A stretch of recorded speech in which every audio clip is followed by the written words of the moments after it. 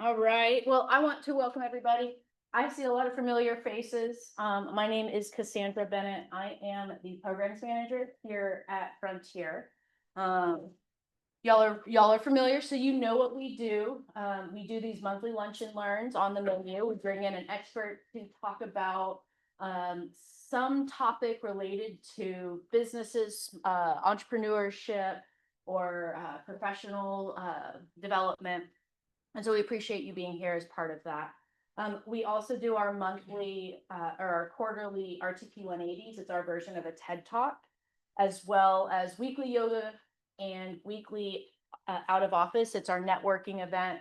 Every Thursday, we pour free beer and wine with the goal of helping bring people together to collaborate and really keep ideas flowing. And so we appreciate you having your lunch with us. A similar idea. Today we have Ela Burbank. She's the executive director of the North Carolina Employee Ownership Center. And so we appreciate you joining us today. Yeah. I want to give a shout out to Segra. They are our sponsor for today's on the menu. And so want to acknowledge that support. All right, end it off. Great. Ela, Thank you so much. Appreciate you having me here. All right. So employee ownership and as a way of selling or starting a business. So North Carolina Employee Ownership Center, it's a mouthful, so I'll refer to it as NCEOC. We are a nonprofit organization and we are funded through grants and donations, and everything that we do is no-cost services. Our mission is to convert as many people over to employee ownership as possible, to be employee owners in North Carolina. So our reach is the state of North Carolina.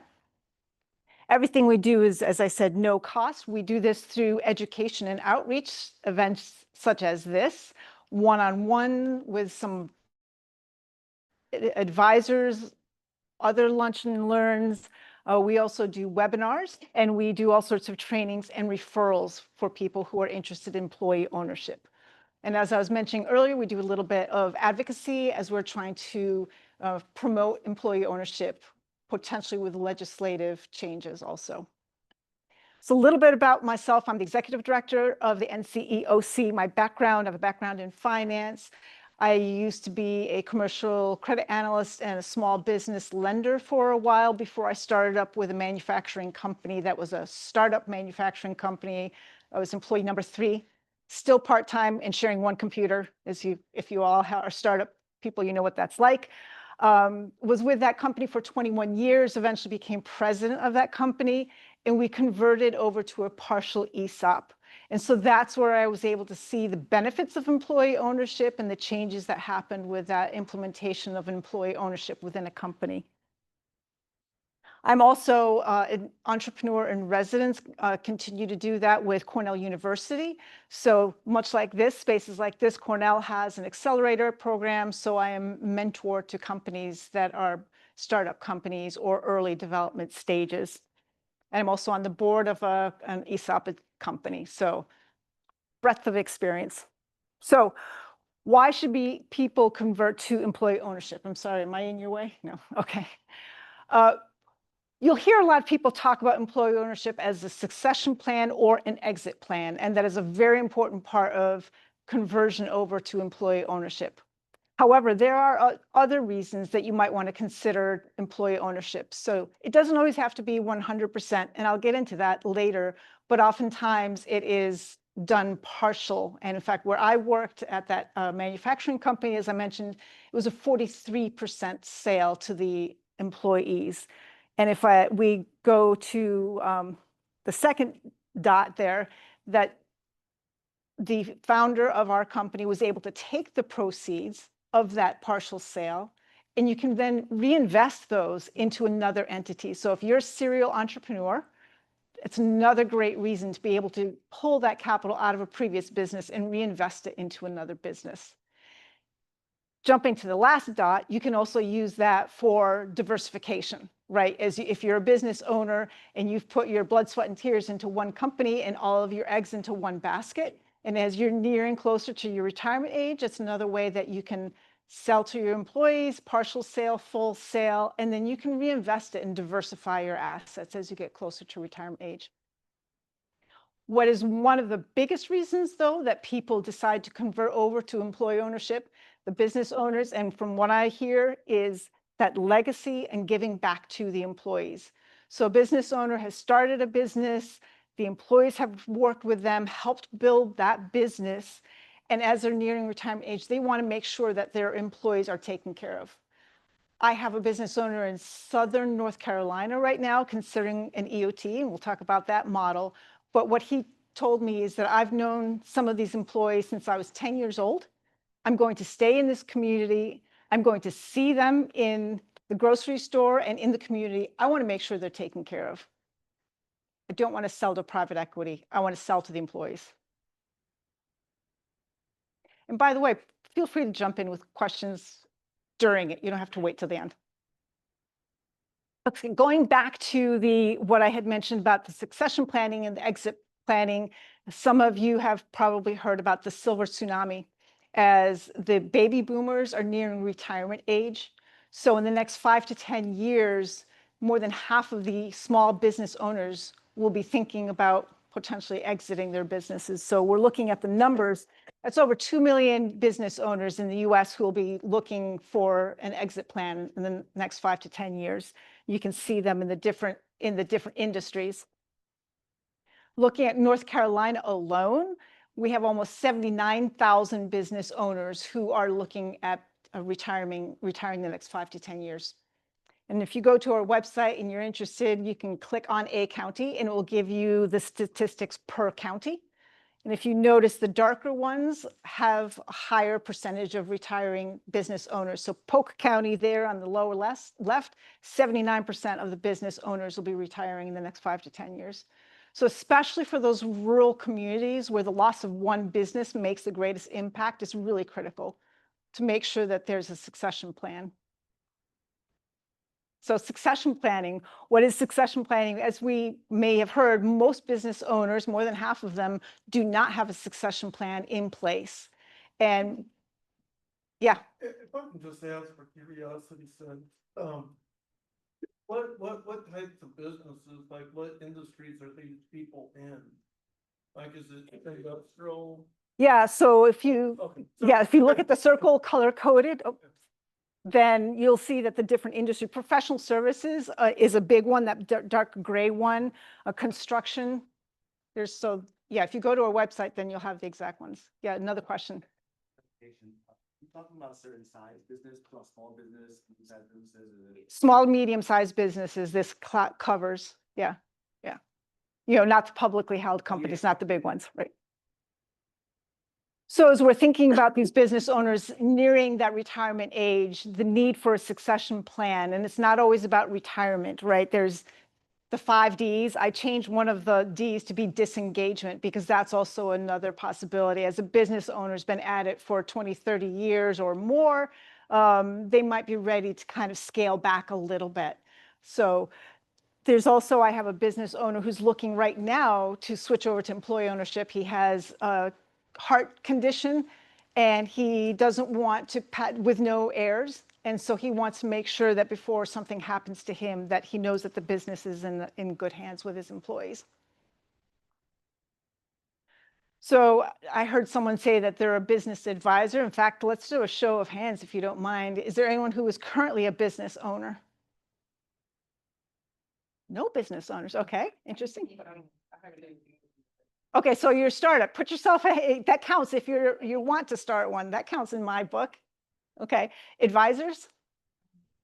You're the advisor, okay. And I heard a couple retirees and semi-retirees, others who are just here for the free lunch, right? Yeah. All right, I can get that. Okay, so especially for the advisors, as you're talking to your clients, and if you're business owners, start thinking about succession planning early. Not 2 years before you want to exit, 5, 10 or more years. And when I advise my clients as startups, I always say, I know it's hard to think about tomorrow, but where do you want to be 10 years from now?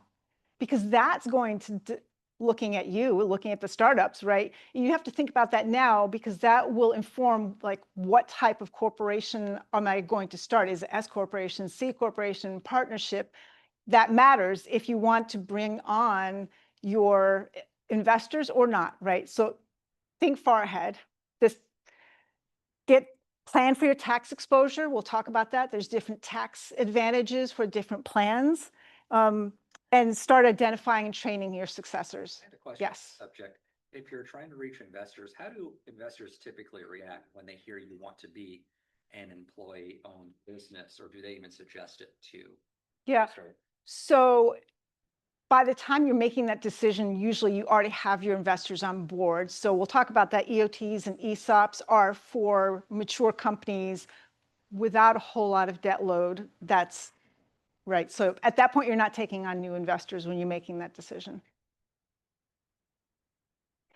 So succession planning options. So what's your end game? Even if you're starting out now, think about what is your end game. And previously, if you created a family business, it was sort of expected that your children would take over the family business. Anecdotally, and statistics are showing that is not happening. Kids are not going into the family business and want to strike out on their own.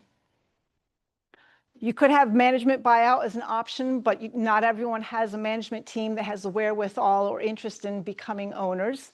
Or there's the outside purchasers. So whether that's a strategic buyer or private equity firm, that's an option in there also.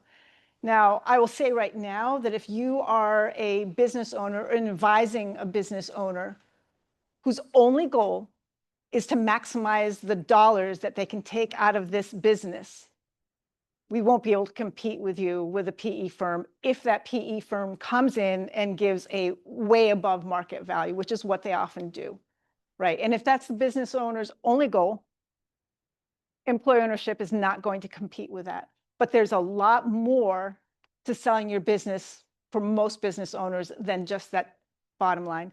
And if you're a niche business and many other businesses, you won't be able to get above market price anyway. Brokers, if you were to list your company with a broker, only 20% of businesses on average actually sell through a broker. So if you're a small business who's in a niche market and you're not able to be sold through a broker, you might be closing down your business. We're here to say you don't do that. Sell to your employees. And in fact, take that from the bottom of the list and put it to the top of the list as one of your options.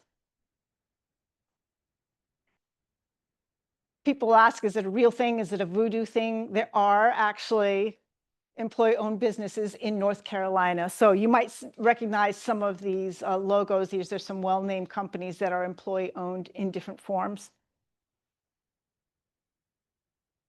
Across the state, they're employee-owned companies across the state and increasing, thankfully. All right, so what are the benefits? Why should you have a convert over to an employee ownership? So as we mentioned, a lot of the business owners want to help reward their employees who help them create that business and what it became. Also, some potential tax benefits. We'll talk about the ESOPs and the cooperatives have some great tax benefits, not only to the owner who's selling, but also ongoing to the business. There's also greater performance, innovation, and retention. We'll talk about retention in a second, and engagement. And let me go back to our manufacturing company where I was. My example there is a couple years into being an ESOP. Two examples. I went into the kitchen and one of the people came into the break room and said, boy, it'd be great to have one of those fancy coffee makers. But you know what? No, those cost too much. No, don't want to do that. I left going, yes, all right. Because they finally realized that the spending is going to have a bottom line on themselves also, right? The one, though, in terms of innovation, we had a master tool maker who was noticing that we were making some parts by hand that took a long time. And of course, when something takes a long time, you have to charge more, right? So he said, for a couple, $5,000, $10,000, I don't remember what it was, I can build an automated machine that will automate the way that we're making these. And we can offer this cheaper to our customers. So let's do it. The customers loved that machine, and it was a great seller, became a whole new product line, mid-level production. So I saw that change for employees from coming in and doing their job, whatever, 8 to 5, just clocking in and staying in their lane, to instead starting to think about, how am I going to please the customer? What is it that I do that can please the customer that will help the company? And oh, by the way, that's going to help me also. So a lot more engagement agency with the employees. And if we're comparing an employee-owned company versus a non-employee-owned company, as they're doing the statistics on this, the median wage is higher in addition to tenure and also the household net worth. And let me go back to that tenure again. I mentioned it on the slide of recruitment and retention. When I'm looking at the companies in the last 2 years that have become ESOPs in North Carolina, there's been a lot of construction industry companies that have been converting. And you think about that, construction is really hard to recruit and retain. They often bounce from one construction company to the other.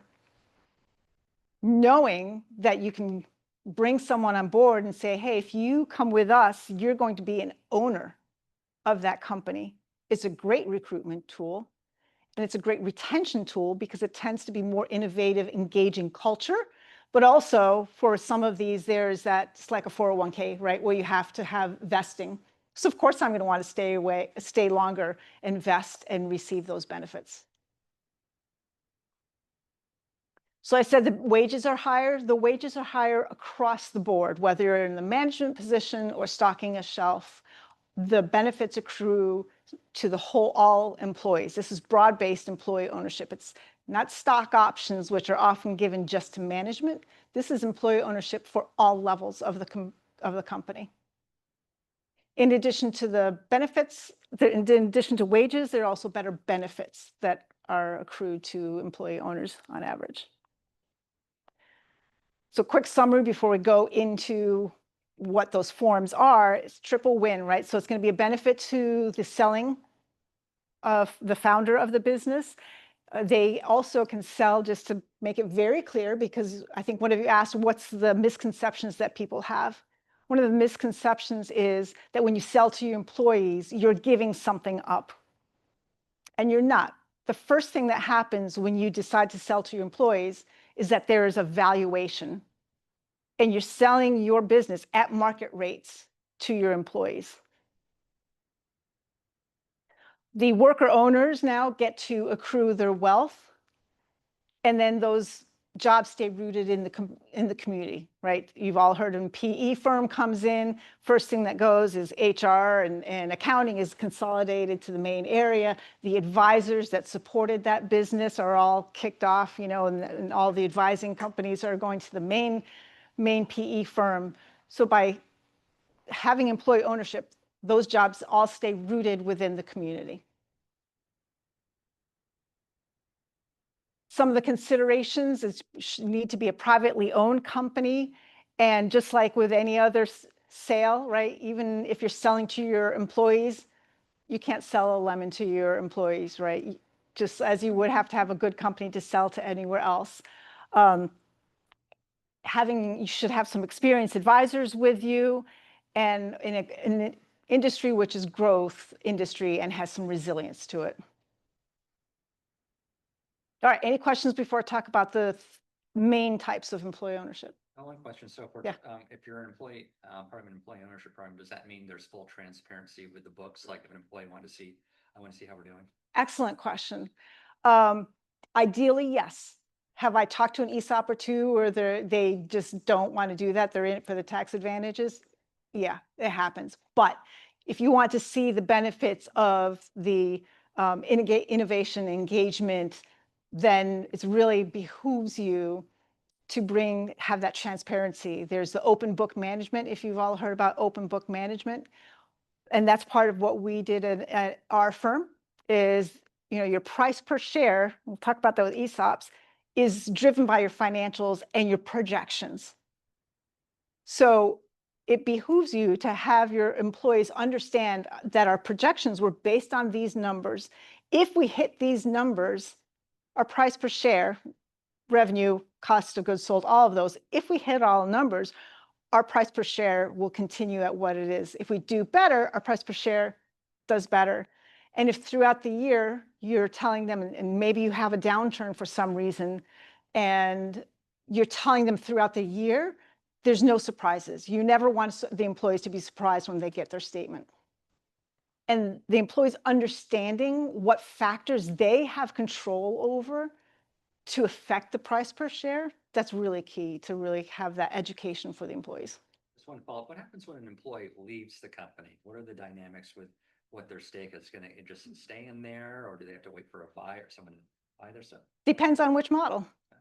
So let's get into that. The ESOP is the most widely known plan out there. Over 6,000 ESOPs in the company, lots of participants. Worker cooperative is the second one. And I'll say right now, with the worker cooperative, there is more misconceptions about worker cooperatives. A worker cooperative is not a bunch of people wearing Birkenstocks sitting around talking about socialism. Right? That's a misconception. Don't get me wrong, it still happens. But a worker cooperative is a business that looks and smells and feels like a normal business operation. So we'll get into that in a second. Perpetual trust, or an EOT, that's a new model. It's been around in the UK for decades and decades, and it's just now gaining a foothold in the United States. So there's only about 60 right now. And for those who are startups, I'm going to say the worker cooperative can be used for a startup, but direct employee ownership could also be used as a startup. The other two are for existing businesses. So the ESOP. And the ESOP, how it works is that a trust is created. Then that trust buys the shares of the founder. So that now the ownership of that company is held by that trust. And that trust is for the benefit of the employees. At the end of the year, those shares are allocated to the employees. So I was talking about getting that statement. The employee gets a statement that says, hey, Joe, you now are don't get a stock certificate, but within the trust, you now have 40 shares of this company. And based on the valuation, here's the price per share. Here's the value of your shares.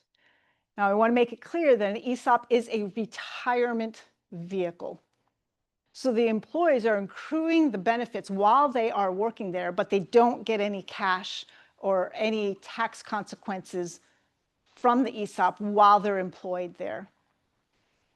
When an employee leaves or retires, then the company buys or gives them the equivalent, buys back those shares from the employee when they leave. So again, reiterating, this is a retirement vehicle. So this is actually better for larger companies. For those who are not accountants, we usually say 40 or more employees is the general rule of thumb. Those who understand financials will say $750,000 for EBITDA is kind of that lower threshold for being ESOP. Why? Because being a retirement vehicle, it has Department of Labor oversight and ERISA oversight. And so you can't hire like your Uncle Joe to be a trustee of that trust. Your Uncle Joe's not going to want to take on that liability, right? So you have to hire trustees who are willing to understand the liability of this retirement vehicle. You have to do an annual valuation. So to convert over to an ESOP, it's not unusual to have the conversion fees be $250,000. That's not for your 10-person, $5 million revenue company. So why would you consider an ESOP? Because there's significant tax benefits. If you're a C corporation and you're a founder of the company, you sell that company, you could be eligible for 1042 rollover. And if you don't know what that is, if you think about a landlord who has an apartment building, they decide to sell that apartment building. If they were to just sell it, they'd have to pay capital gains taxes on that sale. However, if you take those funds and reinvest into a like apartment building, you can roll over the gains into the other building, and you no longer have to pay on that transaction. Similar thing. I'm not a CPA, and I'm not going to give you any advice as to what that is, but that is available for the founders to do that rollover to avoid the capital gains on the transaction. If you're an S corporation and you're 100, we'll just go the easy route, you're 100% employee-owned company, you pay no federal income taxes, and in most states, no state income taxes. So think about that. That's a really big benefit to becoming an ESOP. So when you first become an ESOP, you have to take on that debt load. So the first couple of years, you're paying those loan payments out. But we're finding now that the ESOP's a bigger movement, that you have companies that are 20 years as an ESOP, they're really accumulating cash on their books because they're done paying those loans and they don't have to pay income tax. So for example, there's a blog post on our website that I talked to the Columbia Forest Products company. They've been around as an ESOP for a very long time. They have extra cash on their books. They're looking to make acquisitions, which is, in this case, great for J.C. Pallet Company, who is a similar industry, small mom and pop. They were never able to provide 401k, like company paid life insurance, forget about it. You know, their health insurance was not so great. Now they've been pulled into the fold of an ESOP. Now all of the J.C. Pallet employees are part of this ESOP and get those additional benefits that I told you about. So that model is expanding through acquisitions also. Questions about ESOPs? And we can go back to them. I just want to go through all three quickly. Yeah. Something about vesting. When you vest, is that a taxable event?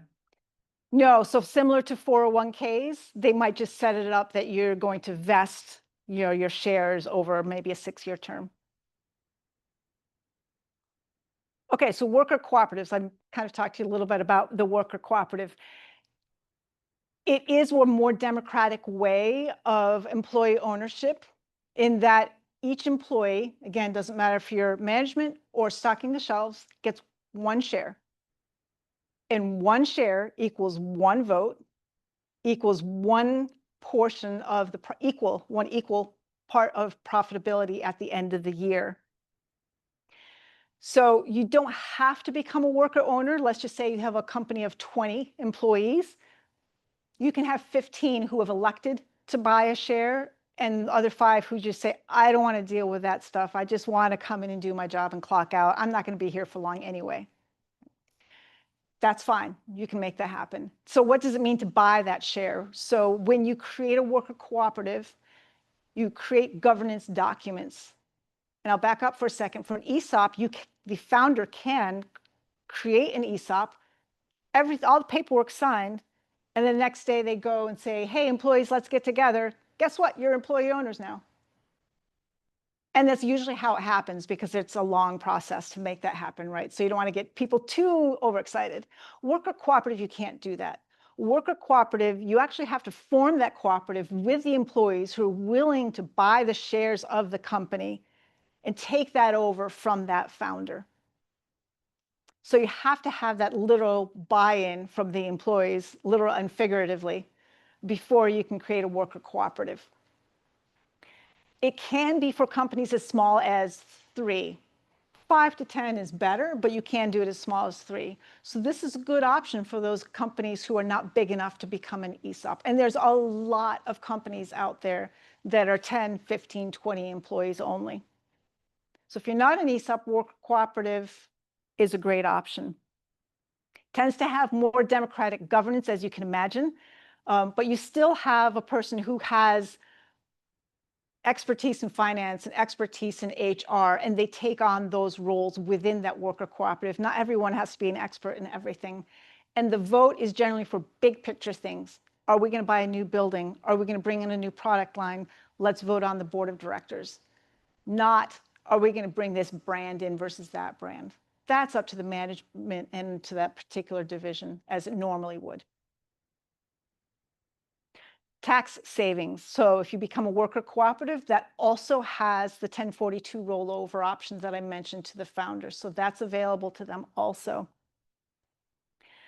It is not a retirement vehicle. So at the end of the year, when you have your profitability based on your governance documents, you might distribute those profits, and it's an equal share for everyone. Again, doesn't matter if you're management or stocking shelves, everyone shares equally in those distributions.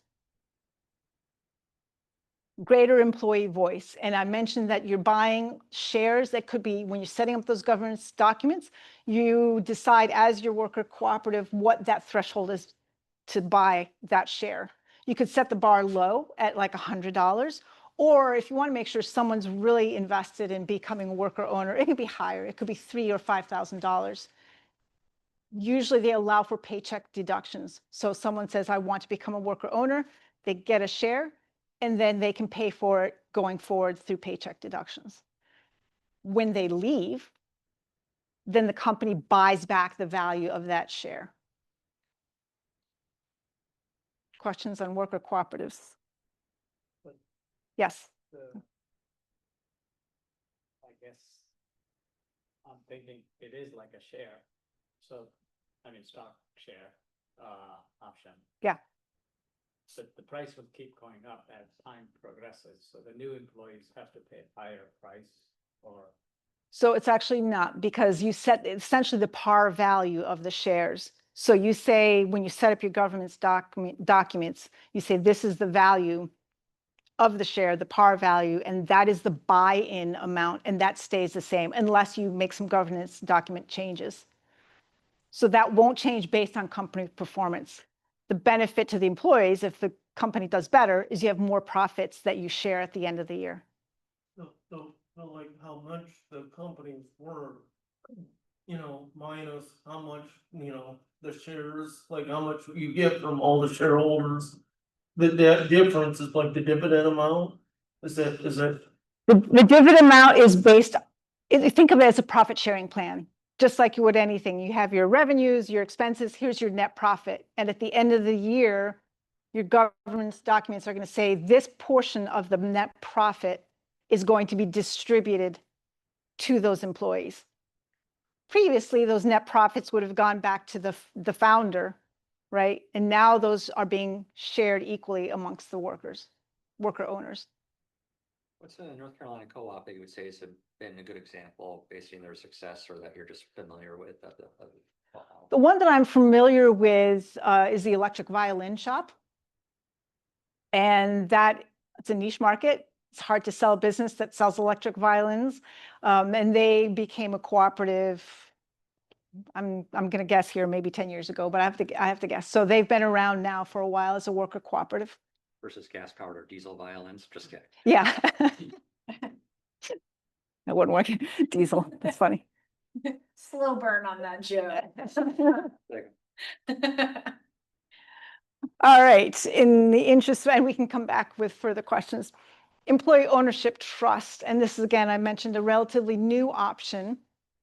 Also great for those who are not large enough to become an ESOP, but it's also good on its own.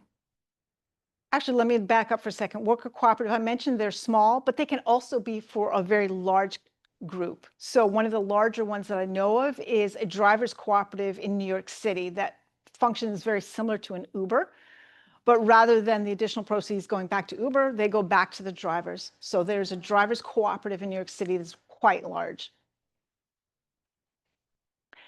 EOT, they say about approximately 10 or more employees, because conversion cost for that one is $60,000 to $100,000.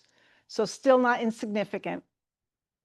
Same kind of thing where a trust is formed, and the trust buys the shares of the founder and holds the shares on behalf of the employees.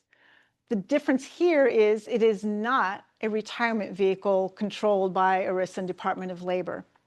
Instead, there's some flexibility. And when that trust is set up for the benefit of the employees, you could set it up to say, I want all the proceeds to go as an annual profit sharing, like a bonus plan would, to all the employees.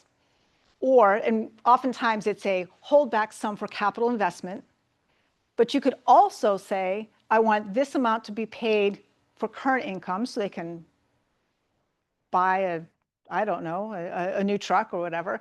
I want this portion to be a profit sharing contribution to their 401k plan because I care about my employees' future. And that last little bit, I want that to go to Habitat of Humanity because I believe in that organization. So there's that flexibility to use that profitability on an annual basis. It's up, you still have to hire a trustee to make sure that the proceeds are distributed per the request of the trust.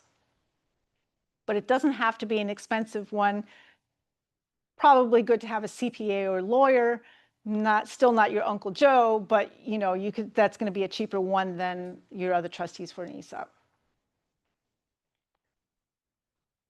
So one of the reasons that people want to choose an EOT, and one of the many reasons, is that it's held in perpetuity.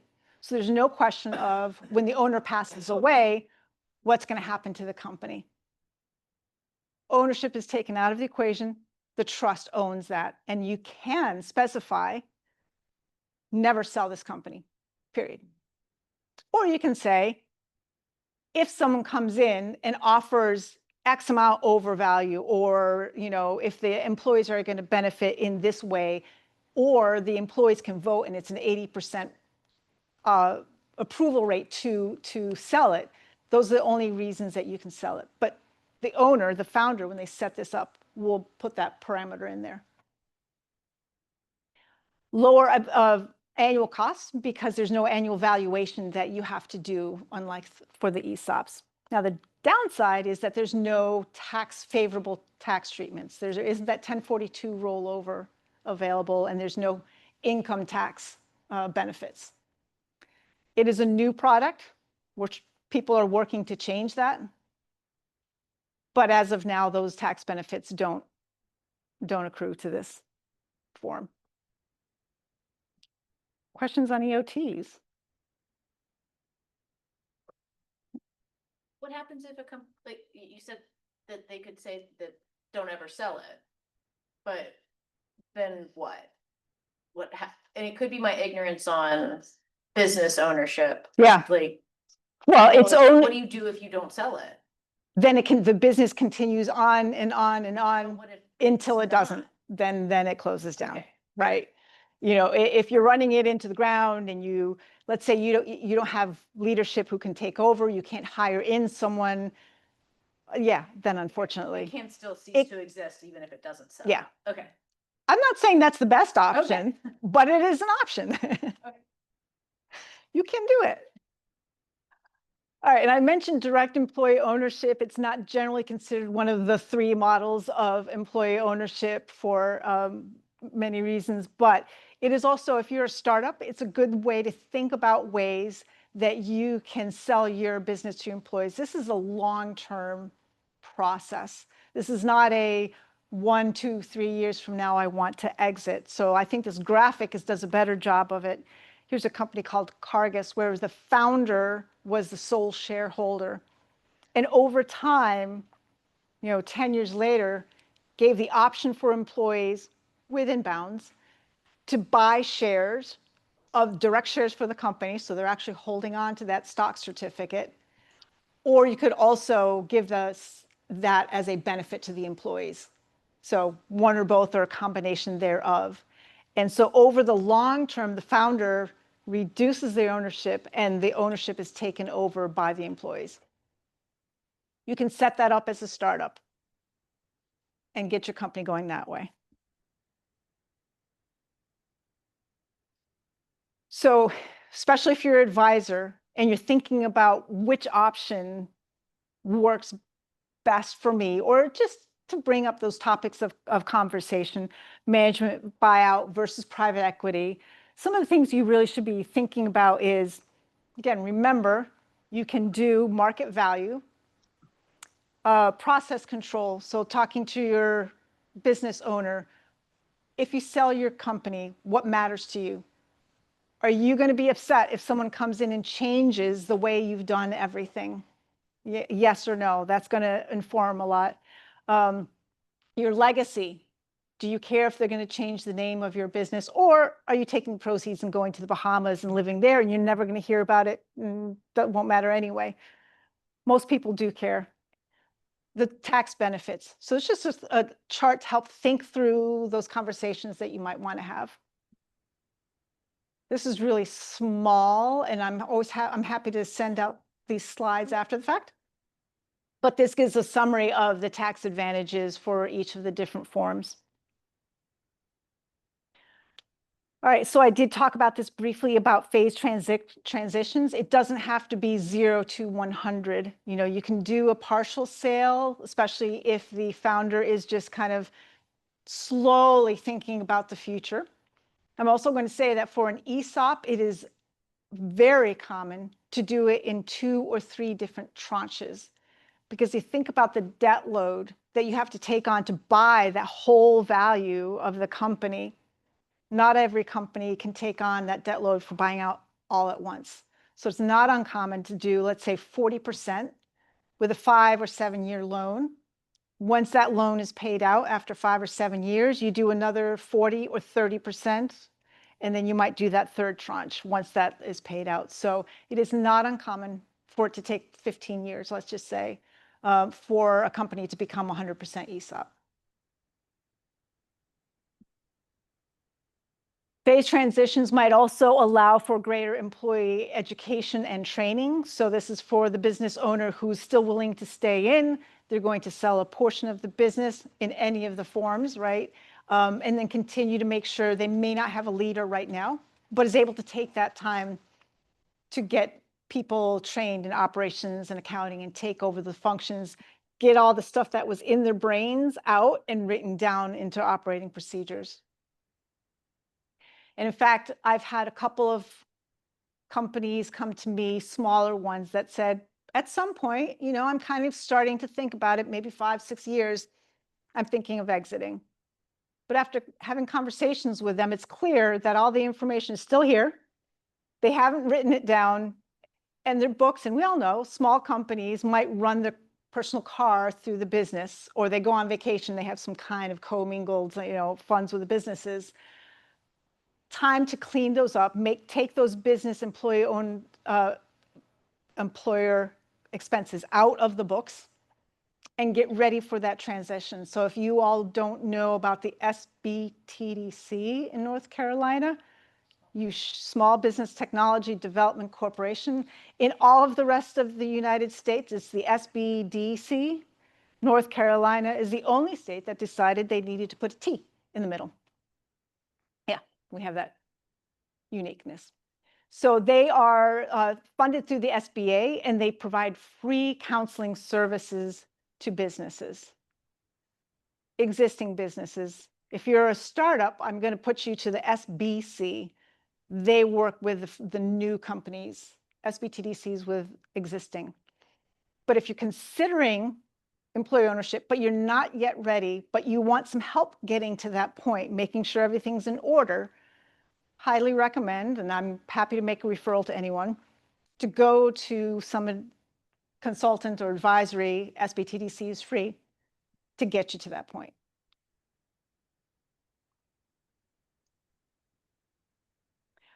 Okay, so thinking right now about that future, some of the questions you should be thinking about. If you're a business owner, think about employee ownership. Where do you see yourself? Hopefully 5 to 10 years from now, not just 2 years from now. Where do you see your business? Do you have family? Do you have management who's willing to take over? How long do you want to stay involved? These are things to think about. And then start to do that internal due diligence, which is what I was just talking about. If you can't do it, the SBTDC and others can help you with that. Making sure you're aware of your profitability, make sure that you have good supplier relationships. It's always good to have more than one customer. If 90% of your sales is with one customer, it's time to diversify a little bit. All those things that you would do with a regular sale to an outside firm, do that still, even if you're selling internally.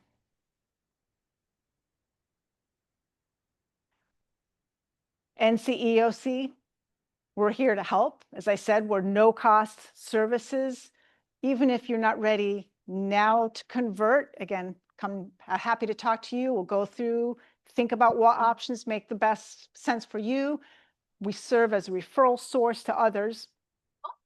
If you're interested in a form of employee ownership, want to learn more, we can put you in touch with an existing company and you can ask them. And they're really great about talking to people who are interested. They've been through it before. So we're happy to put you in touch with other companies and figure out your timeline. So what constitutes the process? If you decide to go through this, first one is a feasibility study. Is your company ready? Yes, your company's ready. Conduct evaluation. What's your company worth? Sometimes it stops right there because the business owner has these unrealistic expectations that they think that their company is worth, $20 million, and they see a valuation come in and go, what? So that's number 2. And then you bring in your advisors to help make this happen. And we can help put you in touch with those advisors. We continue to have events, webinar series. We have one coming up. It's a 4-week one where we're actually spending 1 hour on each of the different forms of the employee ownership. You're welcome to sign up for those. We'd love to see you there if you'd like to get a deeper dive. We bring in companies and advisors who've helped those companies so you can hear their stories about those individuals. We have a celebration where we celebrate companies that have recently converted and just bring together that employee ownership community. And it is an ecosystem. Employee ownership has its own little ecosystem. And if you know of any CPAs or exit planners who want continuing education credit, we've got a webinar where you can get CE credit. So all of that's on our website. And I'd like to thank the NC IDEA. They've given us a grant to help develop our entrepreneurial ecosystem resources. So they've been great in helping us out with that. Questions? Yeah. An excellent job with showing all the things a company or entrepreneur should do with becoming or transitioning to an employee-owned business. Can you think of any common mistakes or big mistakes that such companies make while maintaining their employee-owned business? So once you become an employee-owned business, you're saying? How do you keep that in good standing? Yeah. I think one of the biggest problems that people face is when they don't know how to engage those employees. Like they make the big announcement, guess what? You're employee owners. And then they have nothing else until that next year when they're handing out that first statement. I feel like it almost causes more work for the owner because it's more management of employees more so than just handing it off to a new owner or a VC firm. If the business owner is staying involved, could be, but many times this is their way to exit. And so it becomes these new employee owners' job to do that. But why wouldn't you want to? Because when you're told that you're going to be sharing those profits and those profits are no longer going to the founder, they're going to be coming to you, you're going to be a lot more motivated to put in that time. I mean, that has my issue. It's now it becomes a lot to manage because everybody knows that. So let's go back to about what everyone has to say. You're still going to work a cooperative. There's a greater say, but the other 2 models, you're still doing your job as you normally would. It's just it tends to be a greater engagement and employees are more likely to say, hey, I noticed this problem and I think we should fix that because that'll impact. So yeah, if you have someone who is a control freak and is not willing to listen to their employees, you do need to have the right culture, right? And so actually I'm on the board of directors for that ESOP company and we're going to be looking for a new CEO. And that is top of mind is what kind of culture is this person coming from? And will they be able to handle this type of culture where there's employee engagement? Not going to work for a micromanager. Totally, yeah. How many employer ownership or companies go or become employee owned every year? In North Carolina? In North Carolina, I think this past year we're at about 7. Okay. Most of those have been ESOPs. I don't know what slides I have after that. My contact us, and then you have another slide? I think I've got one more slide. Okay. Any other Well, I've questions? got your picture and then I've got another picture. Okay, you can see my photo again. Any other questions? All right, thank you so much. Well, thank y'all for coming. Our next month, let me get in front of the camera. Next month, we've got Josh Hayes. He's talking about different ways to set up your company as you are starting, whether different formats. So the incorporation and governance and how that will impact the decisions that we make. We also have a Beehive tour coming up on October 17th. Those do sell out. And we only offer them twice a year. So it's you get to put on a bee suit and hold the hive frames, and it's a lot of fun. Highly recommend. It is. Really fun. It's pretty cool. It's magical, but it's not, because bees are not magic. But yeah, it's wonderful. But thank y'all for coming. Thank you, Ela. I Yeah, appreciate my it. pleasure. Thank you All for right. having me. You have a good rest of your day.